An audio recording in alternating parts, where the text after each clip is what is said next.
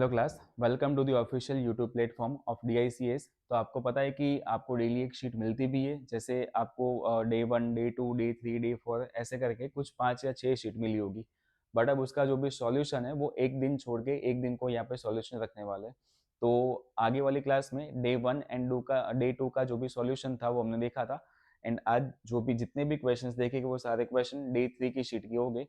And day 3 की sheet में may be आपको बहुत सारे डाउट्स होंगे, बिकॉज उसमें क्वेश्चंस थोड़े अच्छे वाले क्वेश्चंस थे। एंड एक टॉपिक ऐसा था तो जो मे बी आपने कभी कहीं पे देखा नहीं होगा। देन टॉपिक का नाम है reminder theorem. But reminder theorem आप जितना भी पढ़ोगे ना उतना आपको कम ही लगेगा, बिकॉज रिमाइंडर थियरम अपने आप में एक बहुत बड़ा टॉपिक है जिसमें अलग अलग बहुत टाइप के क्वेश्चंस होते हैं। एंड आप सोच भी नहीं पाओगे ऐसे टाइप के क्वेश्चन, इतने लेवल तक के क्वेश्चन रिमाइंडर थियरम में आ सकते हैं। तो मैंने बस खाली ट्राई यही की है कि ऐसे वाले क्वेश्चंस जो मे बी आपने क्लास में ना किए हो, आप यहीं ऑफलाइन क्लास में कहीं पढ़े ना हो, वैसे वाले क्वेश्चंस मैंने यहाँ पे शीट में रखे थे। तो पॉसिबल है कि ये पूरी शीट में भी आपको डाउट हो या तो इसमें 2-3 क्वेश्चंस में आपको डाउट हो। डन। जितने भी डाउट्स होंगे वो सारे के सारे डाउट्स यहाँ पे क्लियर करने वाले। तो चलते हैं क्वेश्चंस पे। बट क्वेश्चन पे चलने से पहले थोड़ा बहुत आपको बेसिक समझना पड़ेगा, बिकॉज ये कॉन्सेप्ट मे भी आपको पता नहीं होगा। तो यहाँ पे मैंने जो क्वेश्चंस रखे वो डे वाइज आपको पता ही है कि थर्ड शीट के क्वेश्चंस हो गए 10 क्वेश्चंस। एंड क्वेश्चंस आपने पहले से देखे हुए। डन। तो क्वेश्चन बाद में देखेंगे, उसके पहले आप अच्छे से पहले बेसिक समझो। जैसे मान लो रिमाइंडर थियरम का मतलब क्या होता है, पहले आप ये समझो कि रिमाइंडर का मतलब क्या होता है। जैसे मैं आपको बोलूं कि आप 48 को डिवाइड करो 5 से, मतलब आप 48/5 लिखो। तो आप करोगे कैसे डिवीजन कि 5 × 9 45, 5 × 9 45, एंड लास्ट में यहाँ पे जो भी नंबर बचा उसी को आप क्या बोलोगे, उसी को आप बोलोगे आपका रिमाइंडर। सबको पता है इतना। डन। कि अगर आप 48 को 5 से डिवाइड करोगे तो 5 × 9 = 45, लास्ट में जो भी नंबर बचा, लास्ट में जो भी वैल्यू बची वही आपका रिमाइंडर होगा। अच्छा, ये जो भी 9 बचा वो क्या होगा, वो आपको पता है कि वो क्वोशंट होगा। डन। डिवाइजर क्या होगा 5, एंड डिविडेंड क्या होगा 48, ये सबको पता है तो इसके ऊपर नहीं चलते। बाकी अगर आगे जाके कोई भी डिवाइस सीट में इसके कोई क्वेश्चंस दिखेंगे तो वापस से मैं आपको समझा दूंगा। बट अब कंडीशन समझना। जैसे मान लो कि मैं आपको बोलूं कि आप 19/6 करो, 19 को आप 6 से डिवाइड करो। तो 19 को 6 से डिवाइड करोगे तो आपको रिमाइंडर कितना बचेगा। 19 को आप 6 से डिवाइड करोगे तो 6 1 ज़ा 6, 6 2 ज़ा 12, 6 3 ज़ा 18। 18 के बाद रिमाइंडर कितना हुआ 1। ध्यान से समझना, ये 19/6 का आंसर नहीं है। ये 19/6 करने पे रिमाइंडर क्या मिला वो लिखा हुआ है। तो आप अपनी नोट में यहाँ पे ऊपर लिख देना कि ये रिमाइंडर है। बाकी आप 2-3 महीने के बाद कंफ्यूज हो जाओगे कि 19/6 बराबर 1 कैसे मिला। फॉर एन एग्जाम्पल यहाँ पे आप 26/4 लिखो। तो 4 6 ज़ा 24, 24 करने के बाद रिमाइंडर कितना 2। जैसे यहाँ पे मान लो आप लिख दो 38/5, तो 38/5 आप करोगे तो 5 7 ज़ा 35, रिमाइंडर कितना मिलेगा आपको, रिमाइंडर आपको सिंपल मिल जाएगा 3। इन शॉर्ट, डिवीजन करने के बाद, डिवाइड करने के बाद लास्ट में जो भी नंबर मिले उसी को आप रिमाइंडर बोलते हो। सही है इतना। डन। अब नेक्स्ट पॉइंट, अगर मान लो कि मैं आपको बोलूं कि आप 12 × 18/5 रिमाइंडर फाइंड करो। 12 × 18/5, ये जो भी क्वेश्चन है वो क्वेश्चन में लास्ट में रिमाइंडर कितना होगा। तो सिंपल आप करोगे क्या कि आप 12 × 18 कर लोगे। 12 × 18 आपको कितना मिलेगा, 18 10 ज़ा 180, एंड 18 का डबल 36, 6 18 3 21, मतलब आपको मिलेगा 216। एंड 216 को आप 5 से डिवाइड करोगे, 216 को आप 5 से डिवाइड करोगे तो आपको भी पता है कि 5 से डिवाइड करने पे लास्ट में 5 आना चाहिए, बट यहाँ पे तो 6 था। तो इस केस में रिमाइंडर कितना होगा 1 होगा। डन। अभी बस खाली पॉइंट समझना, अगर आप रिमाइंडर थियरम में नए हो तो ये सब आपको नहीं पता होगा। एंड अगर आप क्लास में पढ़ चुके हो तो ये सारी चीजें आपके दिमाग में एकदम बिल्कुल छप गई होगी। बट अब कंडीशन ये कि मुझे मल्टीप्लाई नहीं करना है। ये जो 12 × 18 था वो मुझे मल्टीप्लाई नहीं करना था, मुझे मल्टीप्लाई किए बिना आंसर लाना था। बिकॉज यहाँ पे तो 12 × 18 था, पॉसिबल है कि इससे बड़ी वैल्यू भी हो सकती है एंड इससे बहुत ज्यादा वैल्यूज भी हो सकती है। जैसे यहाँ पे बस खाली 2 वैल्यूज थी, बट पॉसिबल है कि यहाँ पे 8-9 वैल्यूज दी हो, या तो ट्रिपल डिजिट 4 डिजिट ऐसी वैल्यूज गिवन हो।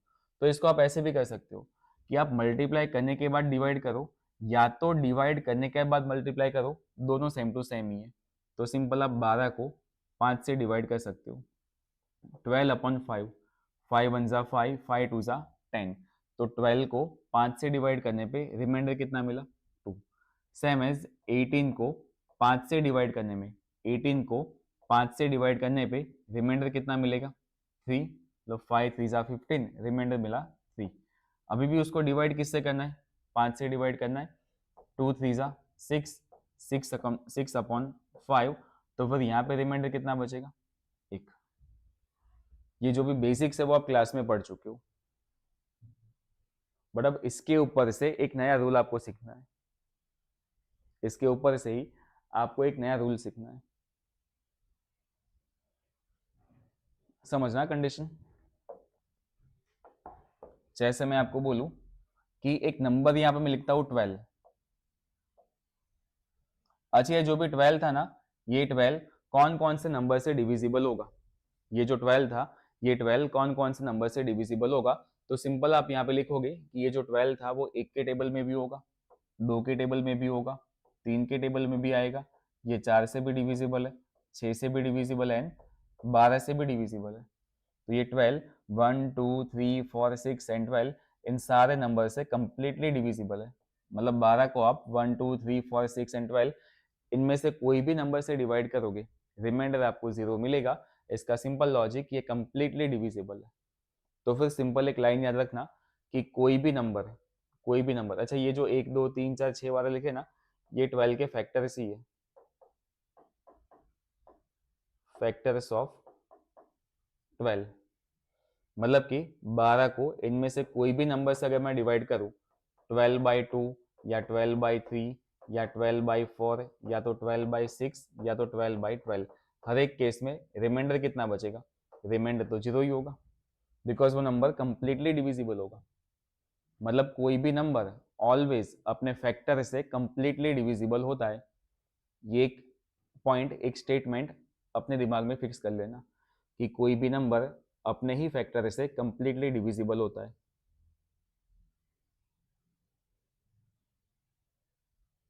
Done, simple. अब सेकंड पॉइंट, मान लो कि यहां पे मैं आपको बोलूं कि एक नंबर आपके पास था 96। मान लो कि एक नंबर आपके पास था 96 एंड 96 को अगर मैं 12 से डिवाइड करूंगा, 96 को अगर मैं 12 से डिवाइड करूंगा तो कुछ रिमाइंडर बचेगा?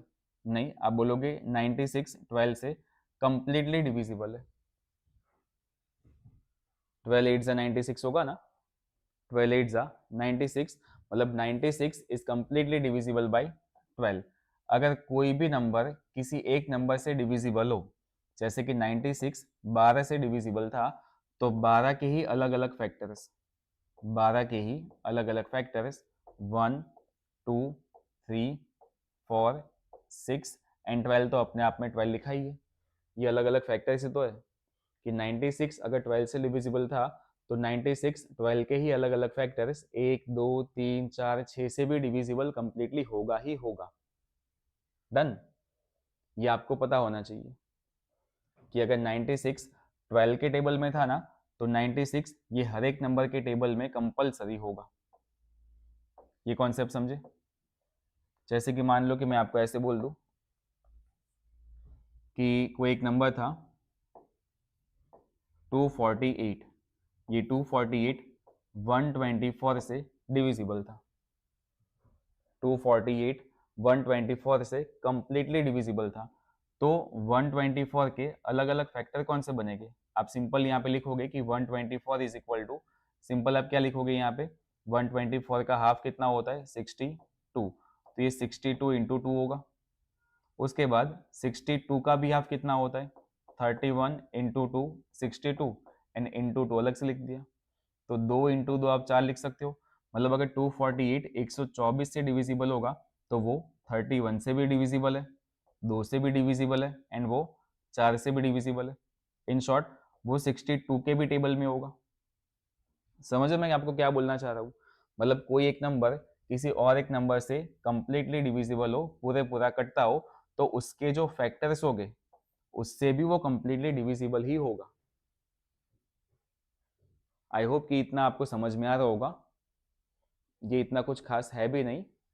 अगर आप लैंग्वेज को समझ जाओ, मैथ्स को थोड़ा बहुत जानते होगे, तो इसमें कोई डाउट नहीं आएगा। अब ये जो 10 क्वेश्चन थे वो 10 के 10 क्वेश्चन करने की अच्छी सी ट्रिक कौन सी है, समझ लो। मैं अलग अलग यहाँ पे 4 कंडीशंस बनाता हूँ।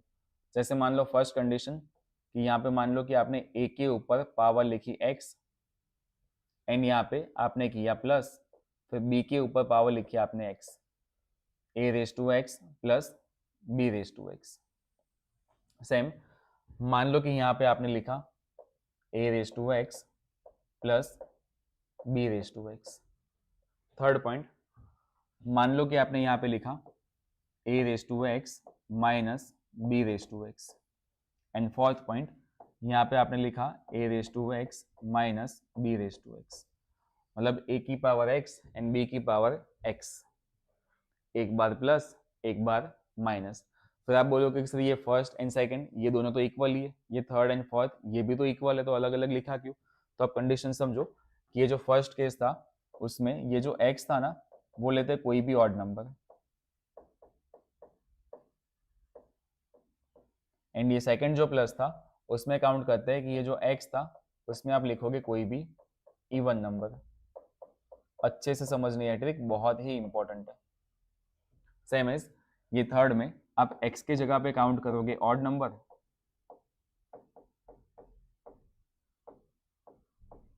एंड यहाँ पे जो x था उसकी जगह पे आप काउंट करोगे इवन नंबर।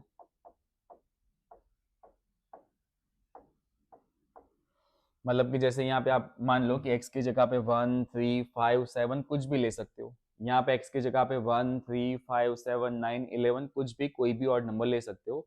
बट ये सेकंड एंड फोर्थ केस में x की जगह पे इवन नंबर मतलब 2 4 6 8 10 12 ये सब कुछ लेना पड़ेगा। समझना, क्लास में बने रहना, आराम से 10 के 10 क्वेश्चन आप 1 मिनट में सॉल्व कर लोगे। आपको बस खाली ये जानना है कि ये जो a प्लस बी ऊपर जो भी आपके पास पावर थी वो क्या a प्लस बी से डिविजिबल होगा या a माइनस बी से डिविजिबल होगा।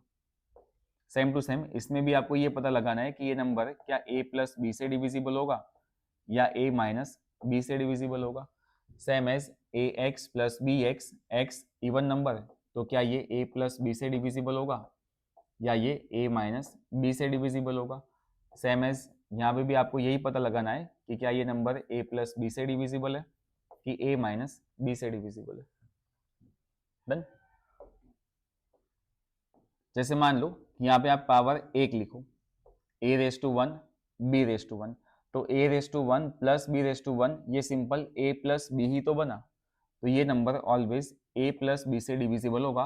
बट यहाँ पे माइनस वाली कोई बात है ही नहीं, तो ये a माइनस बी से डिवाइड नहीं होगा। अभी आप बस खाली ये समझ लो, उसके बाद मैं डिटेल एक्सप्लेनेशन आपको दे रहा हूँ, डिटेल में मैं ये सब कुछ आपको समझा रहा हूँ।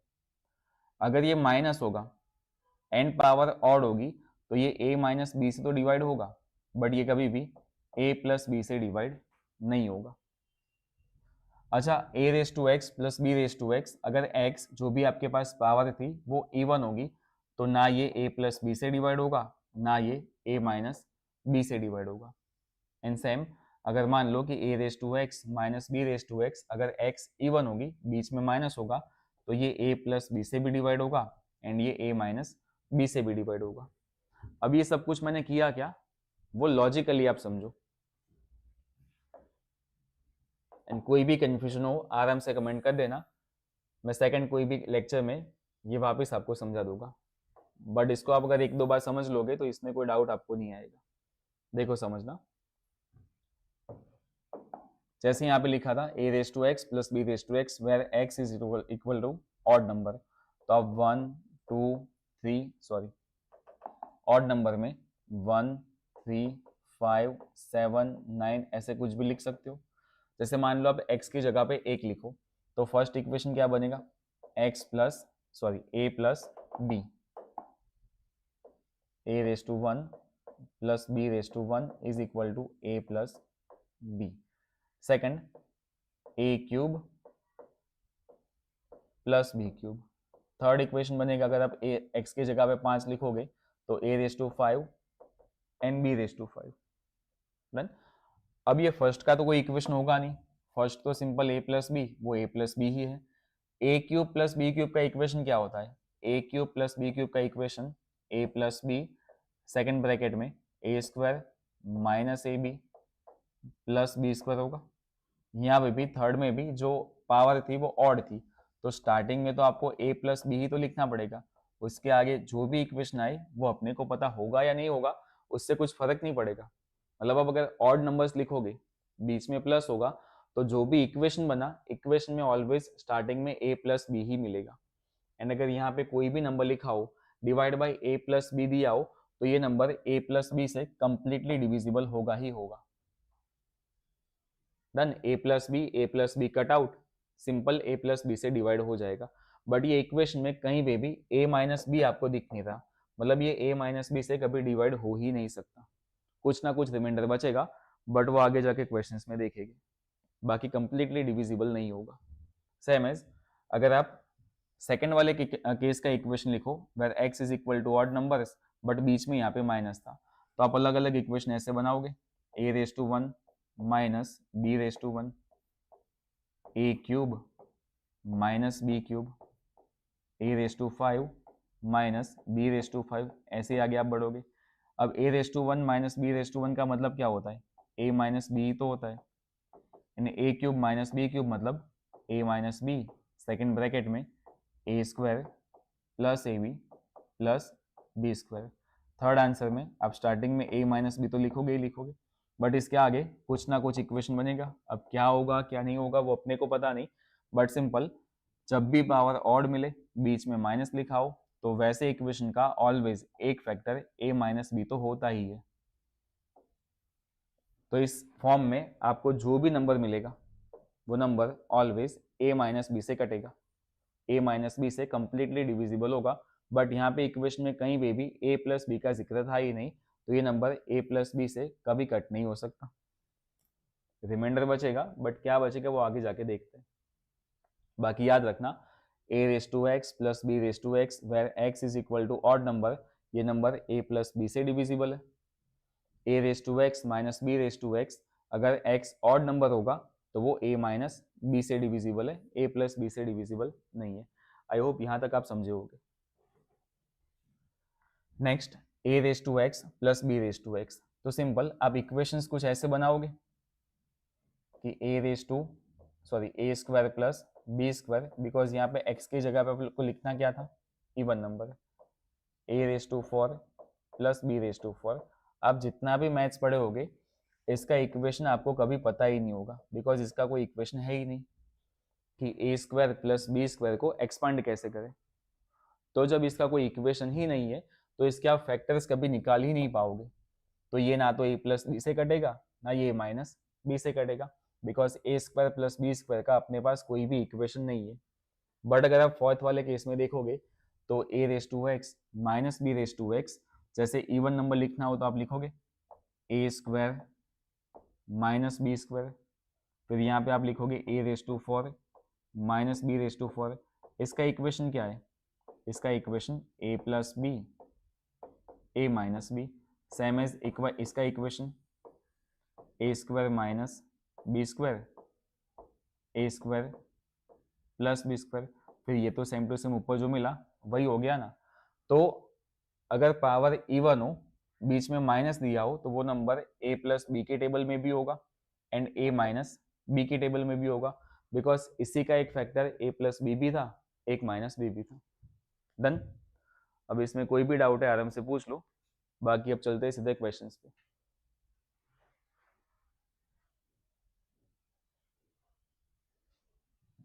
चलो क्वेश्चन नंबर 1, अब ये शीट पूरे आराम से आप सॉल्व कर लोगे। क्वेश्चन नंबर 1 में आपको दिया है कि 29 raise to 41 plus 37 raise to 41 is divided by 33 then the reminder is, कि अगर आप यहाँ पे जो भी आपको वैल्यू गिवन है 29 raise to 41 plus 37 raise to 41 को 33 से डिवाइड करोगे तो रिमाइंडर क्या होगा? ऑप्शंस आपको दिए 2, 1, 3 एंड 0। पहले आप ये सोचो कि ये केस कौन सा है, पहले आराम से सोचो कि ये केस कैसा था। जैसे यहाँ पे आपको लिख के दिया है 29, मतलब 29 को आप समझ लो a, 41 उसकी जगह पे आप मान लो x, प्लस 37 मतलब b, एंड 41 तो सेम टू सेम x ही था, मतलब a raise to x plus b raise to x, and जहाँ पे x बराबर क्या है, x बराबर ऑड नंबर है। समझे इतना? पहले कौन सा केस था वो आपको पता लगाना पड़ेगा, a raise to x plus b raise to x, but where x is equal to odd number. तो अगर x ऑड नंबर होगा तो ये नंबर ऑलवेज किससे डिविजिबल होगा, अभी आगे ही तो पढ़े कि ये number always a plus B से डिवाइड होगा ही होगा। समझे, ये number always a plus B से डिवाइड होगा। तो 29 raise to 41 plus 37 raise to 41, a plus B अगर आप करोगे तो 29 प्लस 37 टोटल कितना होगा, 29 प्लस 37, मतलब आप 37 में एक प्लस करो, सॉरी 37 में से एक घटा के 29 में ऐड करो तो ये 30 बना, एंड 30 के सामने ये 36, टोटल कितना मिलेगा 66। मतलब ये जो भी नंबर था वो ऑलवेज a प्लस बी से डिवाइड होगा, इन शॉर्ट ये 66 से डिवाइड होगा। एंड अगर ये नंबर अगर 66 से डिवाइड हो रहा है तो 66 के ही अलग अलग फैक्टर्स, 33 भी बनेगी, फिर 3 भी बनेगा, फिर 6 भी बनेगा, बट 66 का ही एक फैक्टर 33 था, तो इसका सिंपल लॉजिक ये नंबर 33 से भी कंप्लीटली डिविजिबल होगा। आंसर क्या मिलेगा, डी 0। मैंने आपको पहले ही बोला था कि कोई भी एक नंबर किसी एक नंबर से डिविजिबल हो तो फिर वो उसके फैक्टर से भी डिविजिबल होगा। तो अगर ये जो भी नंबर यहाँ पे लिखा वो 66 से डिविजिबल है तो वो 33 से भी डिविजिबल होगा। ये फर्स्ट क्वेश्चन, आंसर डी। चलते सेकंड क्वेश्चन पे।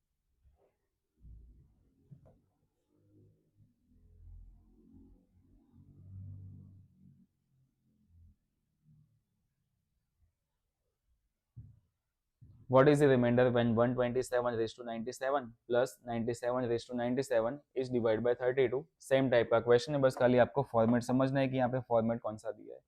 सिंपल आप ऐसे लिखोगे a raise to x plus b raise to x, but x की जगह पे यहाँ पे भी क्या था, x की जगह पे यहाँ पे भी एक ऑड नंबर था। अगर ये ऑड नंबर होगा तो ये किससे डिविजिबल होगा, ये a प्लस बी से कंप्लीटली डिवाइड होगा। तो देखते हैं कि यहाँ पे जो भी नंबर आपको 32 दिया है वो इसके प्लस में आता है कि नहीं। जैसे यहाँ पे आपने लिखा a प्लस बी, अब a प्लस बी का मतलब 127 प्लस 97, 127 प्लस 97 कितना होगा, 100 प्लस करोगे तो 227, फिर 3 हटा दोगे तो 224, 224। मतलब ये जो भी नंबर था ना वो 224 से कंप्लीटली डिविजिबल था। अब यहाँ पे जो 32 लिखा वो 32 224 का ही तो एक फैक्टर है, 224 का ही एक फैक्टर 32 होता है कि 32 इंटू 7 करोगे तो 224 मिलेगा। तो 224 का ही एक फैक्टर 32 था, तो सिंपल लॉजिक कि 127 raise to 97 plus 97 raise to 97 को अगर आप 32 से डिवाइड करोगे तो रिमाइंडर क्या मिलेगा, 0। खत्म सेकंड क्वेश्चन। चलो चलते थर्ड क्वेश्चन पे।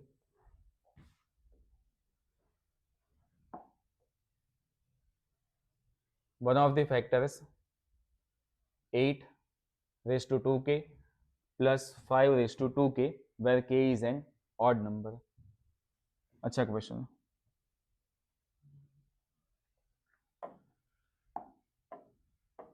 अच्छा मान लो कि k यहाँ पे एक ऑड नंबर होता, k यहाँ पे एक ऑड नंबर होता, तो ऑड नंबर की जगह पे आप 1, 3, 5, 7, 9 कुछ भी ले सकते हो, बट किसी भी ऑड नंबर का मल्टीप्लाई अगर आप 2 के साथ करोगे, किसी भी ऑड नंबर का मल्टीप्लाई अगर आप 2 के साथ करोगे तो वो पावर में क्या आपको मिलेगा, ऑलवेज इवन ही तो मिलेगा, बिकॉज मल्टीप्लाई 2 के साथ था। तो यहाँ पे कंडीशन कौन सी दी है, a raise to x plus b raise to X, but x की जगह पे यहाँ पे क्या है, अगर आप अच्छे से देखो तो x की जगह पे यहाँ पे एक इवन नंबर है, but a raise to x plus b raise to x तो ना कभी a प्लस बी से डिविजिबल होगा, ना कभी ये a माइनस बी से डिविजिबल होगा। मतलब अगर आप पावर इवन में लिखोगे तो आपको कोई ना कोई फैक्टर कभी मिलेगा ही नहीं। डन। मतलब अपना क्वेश्चन इस तरीके से तो नहीं होगा। चलो इसको कुछ अलग से समझते हैं। अच्छा, बीच में मल्टीप्लाई था तो सिंपल आप ये कर सकते हो, जैसे 8 स्क्वायर करो, 8 स्क्वायर का मतलब 64, 64 इज टू के, ये सही है। प्लस 5 का square 25, 25 is two K, and K is equal to क्या है, K is equal to odd number है। मतलब ये कंडीशन कौन सी बनी, a raise to K plus b raise to K where k is equal to odd number. तो आपने आगे ही देखा कि ये number always a plus B से डिवाइड होगा ही होगा। तो इसका एक factor always a plus B बनेगा। तो यहाँ पे आपको जो भी नंबर्स दिए थे 64 प्लस 25, ये टोटल कितना होगा, 4 5 9 6 2 8। तो इसका एक फैक्टर ऑलवेज 89 होगा। ऑप्शन डी ये आपका आंसर है।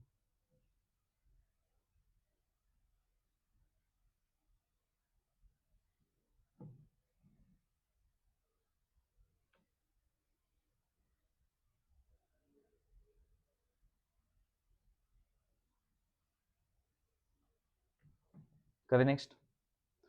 चलो थर्ड क्वेश्चन के बाद फोर्थ क्वेश्चन,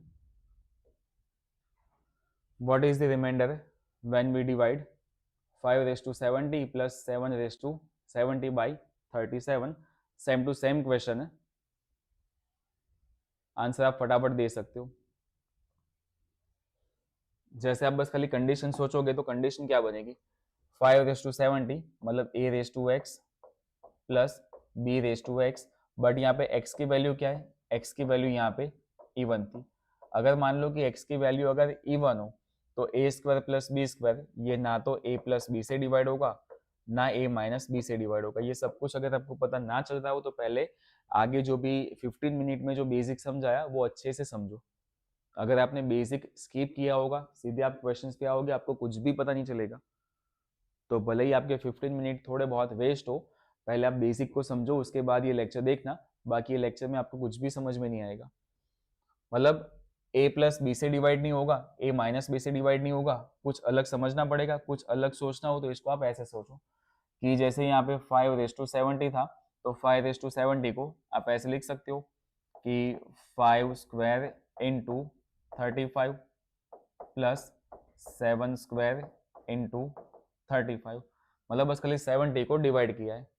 5 का स्क्वायर कितना होता है, 5 का स्क्वायर होता है 25। अब 25 के ऊपर 35 पावर प्लस 7 का स्क्वायर 49 उसके ऊपर 35 पावर।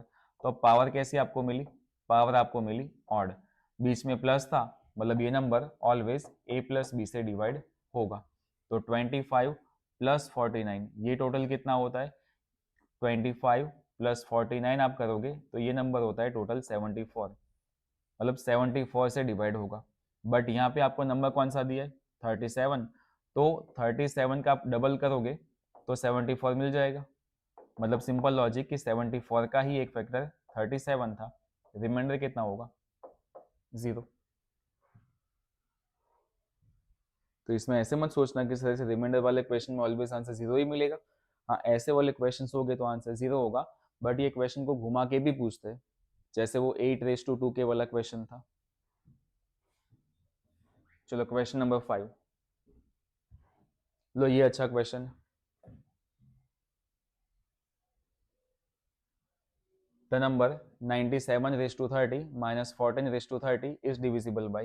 मतलब फॉर्म कौन सा था, सिंपल फॉर्म था a raise to x minus b raise to x where x is equal to 30 था तो x इवन नंबर था।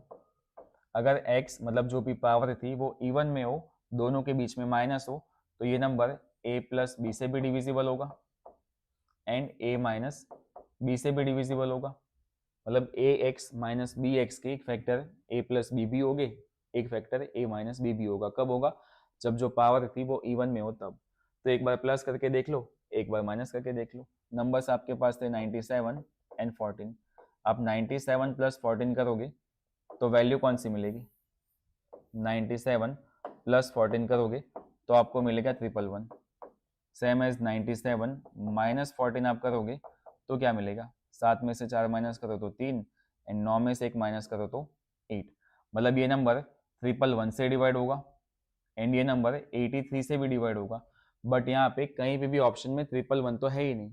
यहाँ पे ऑप्शन में ऑलवेज 37 लिखा हुआ है, तो 111 का ही तो मतलब 37 3 होता है। 37 इंटू 3 करोगे तो 111 मिलेगा। मतलब ये नंबर 37 के टेबल में भी होगा एंड ये नंबर 83 के टेबल में भी होगा। इन शॉर्ट जो भी नंबर आपको दिया था उसका एक फैक्टर 37 भी है, एक फैक्टर 83 भी है। तो देख लो आंसर कौन सा है? 37 but not 83, 83 but not 37, both 37 and 83। Option C आपका आंसर है कि ये नंबर 37 से भी डिवाइड होगा एज वेल एज 83 से भी डिवाइड होगा। डन। चलो क्वेश्चन नंबर 6 बढ़ते आगे।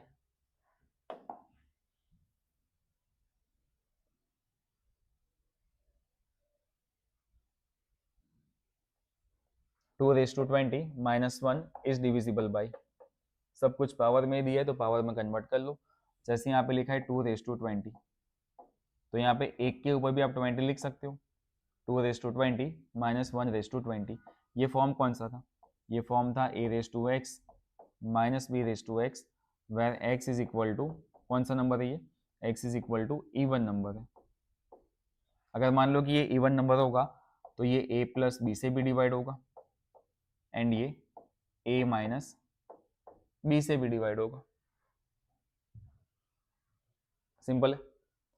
a raise to x minus B raise to x, अगर मान लो कि x इवन हो, x अगर इवन होगा तो ये a प्लस बी से भी डिवाइड होगा, a माइनस बी से भी डिवाइड होगा। बट आप a प्लस बी या a माइनस बी करोगे तो यहाँ पे तो आपके पास था a एंड b, तो 2 plus 1 is equal to 3 and 2 minus 1 is equal to 1 and 3 and 1 तो आपके ऑप्शन में ही नहीं है। बट ये नंबर 3 से भी डिवाइड होगा, ये नंबर 1 से भी डिवाइड होगा। वैसा आपके पास कोई ऑप्शन था ही नहीं, तो आपको कुछ अलग समझना पड़ेगा। कुछ अलग आप क्या सोचोगे? जैसे ये 2 रेस टू 20 था ना, उसको आप अलग अलग पार्ट में डिवाइड करो। 2 रेस टू 20 को आप ऐसे लिख सकते हो 2 raise to 4 and 4 5 20, 4 5 20, 2 raise to 4, 4 5 20, मतलब ये आप कंबाइन करोगे तो 2 रेस टू 20 बनेगा। माइनस इसको आप 1 रेस टू 5 भी तो लिख सकते हो, 1 रेस टू 20 लिखो या 1 रेस टू 5 लिखो, आंसर तो एक ही मिलने वाला है। तो अब ये फॉर्म कौन सा बना? ये फॉर्म बना a raise to x minus B raise to x, where x is equal to even number, sorry x is equal to odd number. 2 raise to 4 का मतलब 16 हो जाएगा ना। डन, कंफ्यूज मत होना। यहाँ पे 2 रेस टू 4 की जगह पे मैं लिख देता हूँ सीधा 16, तो 16 raise to 5 minus 1 raise to 5। ये नंबर ऑलवेज किससे डिवाइड होगा? ये number always a minus B से डिवाइड होगा बिकॉज पावर ऑड थी।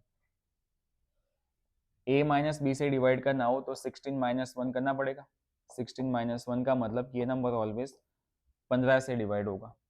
तो ये मिला आपको आंसर, ये नंबर ऑलवेज 15 से तो डिवाइड होगा ही होगा।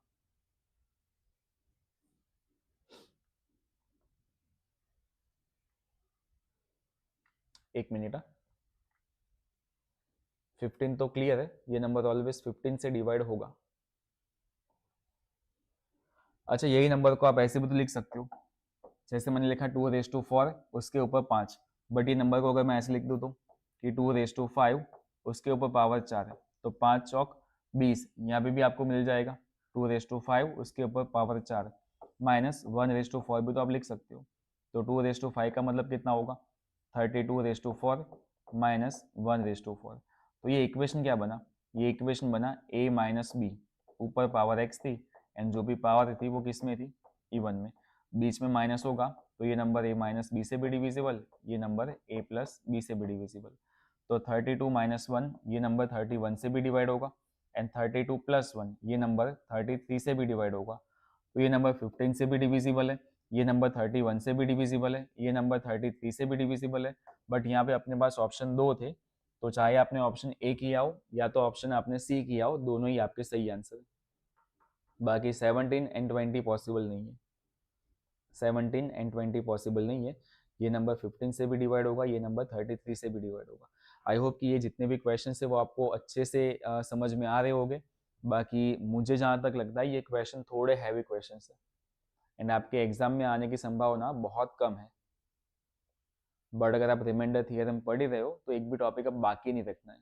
जितना आप क्लास में पढ़े वो तो क्लियर है, उसमें से क्वेश्चंस बहुत सारे आते हैं, बट अब ऐसे भी क्वेश्चन थोड़े बहुत ये शीट में देख ही लेते हैं जो क्वेश्चंस कभी आपने क्लास में नहीं किए होंगे।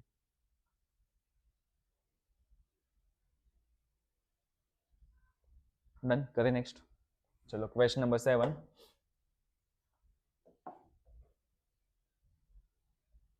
68 रेस टू एन प्लस 1, तो ये फॉर्म कौन सा बना? फॉर्म सिंपल यही बनेगा कि a raise to x and b raise to x. X के एक के ऊपर आप कोई भी पावर लगा दो कोई टेंशन नहीं, बट यहाँ पे n की वैल्यू कौन सी होगी वो आपको बताना है। But a raise to x plus b raise to x divisible किससे था? 23 से डिविजिबल था, तो यहाँ पे मैं नंबर ही लिखता हूँ कि 68 raise to n plus 1 raise to n ये किससे डिविजिबल है? ये 23 से डिविजिबल है। मतलब कि ऊपर जो नंबर मिलना चाहिए वो 23 का मल्टीपल होना चाहिए, 23 का ही कोई ना कोई मल्टीपल होना चाहिए, तभी वो नंबर कंप्लीटली 23 से डिवाइड होगा। तो 23 के मल्टीपल में 68 के आसपास कौन सा नंबर है? 23 3 जा 69, 23 3 जा 69, मतलब 68 raise to n plus 1 raise to n में से आपको 69 करना पड़ेगा। वो कब कंडीशन पॉसिबल होगी? कि अगर ये नंबर a प्लस बी से कटे, ये नंबर a प्लस बी से डिवाइड हो, तभी जाके ये नंबर 69 से डिवाइड होगा, तभी ये नंबर 23 से डिवाइड होगा। तो अगर ये a प्लस बी से डिवाइड करना हो तो n की जगह पे क्या रखना पड़ेगा? ऑड नंबर कि इवन नंबर? वो आगे जो भी टेबल बना उसमें देख लो कि अगर आप n की जगह पे कोई ऑड नंबर रखोगे तभी वो नंबर a प्लस बी से डिवाइड होगा। मैंने आपको बोला ही था ना, कंफ्यूज मत होना, थोड़ा भी कंफ्यूज मत होना, आराम से ये क्वेश्चन देखो। जैसे a raise to x plus b raise to x where x is equal to odd number, तो ये नंबर अगर आप x की जगह पे 1 रखोगे तो ये ऑलवेज a प्लस बी से डिवाइड होगा। डन, मतलब यहाँ पे आपको दिया है total 68 raise to n plus 1 raise to N.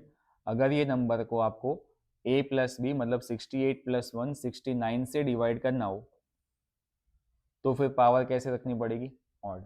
And अगर ये नंबर 69 से डिविजिबल होगा तो ये नंबर ऑटोमेटिक 23 से भी डिवाइड हो ही जाएगा। तो इसका आंसर क्या होगा आपका? Option b, odd number. Done, same question आगे भी होगा।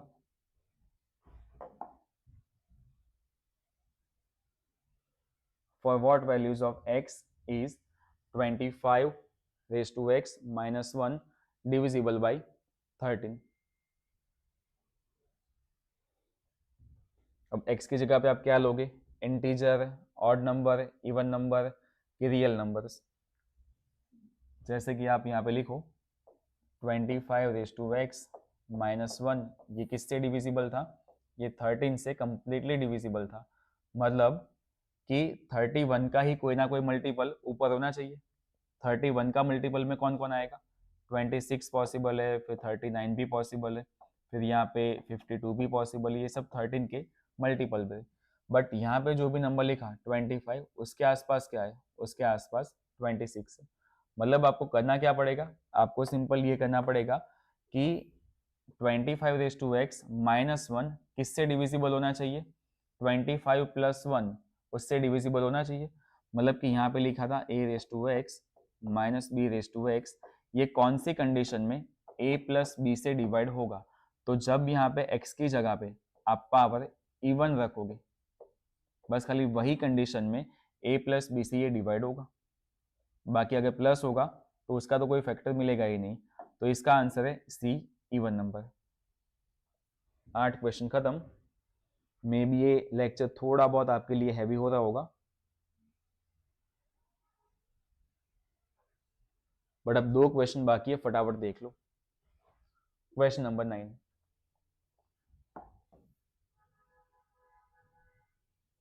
Question number 9, given that 2 raised to 20 plus 1 is completely divisible by a whole number, which of the following is completely divisible by the same number? अच्छा मान लो कि यहाँ पे आपको बोला है कि 2 raised to 20 plus 1 एक कोई होल नंबर से डिवाइड हो रहा था, तो आगे जाके और कौन सा नंबर, ये ए बी सी या डी, इसमें से कौन सा नंबर भी ये सेम नंबर से डिवाइड होगा? लॉजिक समझना। जैसे मैंने आपको बोला कि एक नंबर था 12, ये 12 कंप्लीटली 3 से डिविजिबल था, ये 12 कंप्लीटली 3 से डिविजिबल था। तो अगर मैं 12 के मल्टीपल्स लिख दूँ, 12 2 ज़ा 24, 12 3 ज़ा 36, 12 4 ज़ा 48, तो 12 के जितने भी मैं मल्टीपल लिखूंगा ये सारे के सारे मल्टीपल भी 3 से कंप्लीटली डिवाइड भी तो हो गए। समझे कि अगर ये नंबर जो 12 था वो 3 से कंप्लीटली डिविजिबल हो, तो 12 के जितने भी आप मल्टीपल लिखोगे वो सारे मल्टीपल भी 3 से डिवाइड हो गए। तो in short 2 raise to 20 plus 1 अगर x से डिविजिबल था तो इसी का ही कोई ना कोई मल्टीपल वापस x से डिवाइड होगा। तो 2 रेज टू 20 के बाद 20 के मल्टीपल में कौन कौन से नंबर है? 20 के बाद यहाँ पे 15 था, वो 20 का मल्टीपल नहीं है। 90 था, वो भी 20 का मल्टीपल नहीं है। यहाँ पे आपको 30 मिला, वो भी मल्टीपल नहीं। बट यहाँ पे क्या लिखा है? 2 रेज टू 60, तो 23 ज़ा 60 हो रहा है। तो सिंपल आप यहाँ पे लिख सकते हो कि 2 रेज टू 60 प्लस 1 ये ऑलवेज x से डिविजिबल होगा, मतलब इसी का ही तो कोई ना कोई मल्टीपल है। समझे? कोई भी डाउट हो पूछ लेना भाई, कि अगर कोई एक नंबर किसी एक इंटीजर से या तो फिर किसी एक नंबर से, होल नंबर से डिविजिबल है, तो वो नंबर का मल्टीपल भी ऑलवेज वही होल नंबर से डिविजिबल होगा। तो आज के लेक्चर में डिविजिबल डिविजिबल बहुत ज्यादा हो गया, डिविजिबल, रिमाइंडर। बट चलो एक लास्ट क्वेश्चन, फिर खत्म हो जाएगा, फिर आप भी फ्री, मैं भी फ्री। चलो question number 10, if n is equal to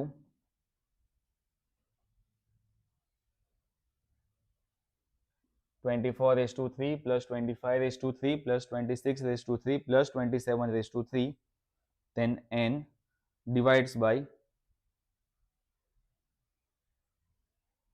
102, leaves a remainder of।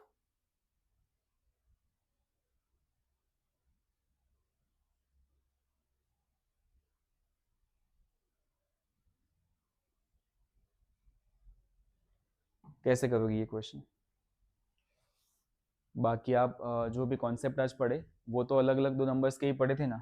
जैसे आपने यही पढ़ा कि आप a raise to x plus B raise to x ऐसे कुछ ना कुछ कर लो, या तो a raise to x minus B raise to x ऐसे कर लो। बट जितने भी यहाँ पे फॉर्मूलाज थे, जितने भी यहाँ पे आपने जो देखा ए एक्स एंड बी एक्स, वो अलग अलग दो नंबर से तो थे। यहाँ पे तो आपको 4 नंबर दिए। अगर यहाँ पे आपके पास अगर 4 नंबर हो तो उसको आप दो दो के फॉर्म में कन्वर्ट भी तो कर सकते हो। जैसे चलो थोड़ा दिमाग लगाते हैं कि ये फर्स्ट नंबर था, फर्स्ट नंबर को कनेक्ट करते हैं लास्ट वाले नंबर के साथ, तो इसको आप ऐसे लिख सकते हो कि 24 3 प्लस 27 उसके ऊपर 3, बीच में तो वैसे भी प्लस है, तो 25 raise to 3 plus 26 raise to 3। अच्छा ये फॉर्म बना, वो फॉर्म कौन सा बना? a raise to x plus b raise to x where x is equal to odd number. Same यहाँ पे क्या बना? ये बना a raise to x plus b raise to x where x is equal to, यहाँ पे भी odd है। अगर मान लो कि a raise to x plus b raise to x, x अगर ऑड होगा तो ये नंबर ऑलवेज किससे डिविजिबल होगा? a प्लस b से डिवाइड होगा। a raise to x plus b raise to x, x अगर ऑड होगा तो सेम टू सेम यहाँ पे भी ये नंबर a प्लस b से डिवाइड होगा। तो मतलब 24 एंड 27, 24 एंड 27 ये टोटल कितना होता है? 24 एंड 27, ये टोटल होगा 51। मतलब ये नंबर 51 से डिवाइड होगा। 25/3, 26/3, x अगर ऑड था तो ये नंबर a प्लस बी से डिवाइड होगा, मतलब ये 25 प्लस 26 से डिवाइड होगा, मतलब ये नंबर भी 51 से डिवाइड होने वाला है। अगर इन दोनों को आप कंबाइन करो तो 51 प्लस 51 इज इक्वल टू कितना होगा, 102। तो ये कंबाइन नंबर, अगर ये अलग अलग 51 से डिवाइड हो तो ये कंबाइन नंबर 102 से डिवाइड हो गए। 102 ही तो यहाँ पे दिया था, तो रिमाइंडर कितना होगा, 0। डन।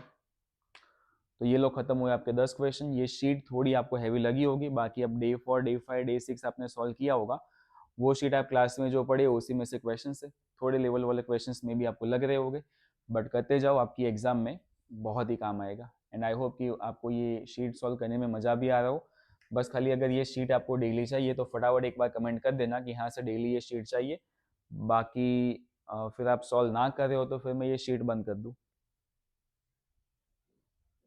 डन। तो जितने भी लोग ये लेक्चर देख रहे हैं बस खाली एक बार लास्ट में कमेंट कर देना कि हाँ सर हमको ये शीट से थोड़ा बहुत फायदा हो रहा है, तो ये शीट कंटिन्यू रखना। तो अगर कमेंट्स मुझे मिले तो ये शीट मैं आपकी एग्जाम तक कंटिन्यू रखूंगा, उसमें भी आपके पास आराम से 2-2.5 महीने पड़े।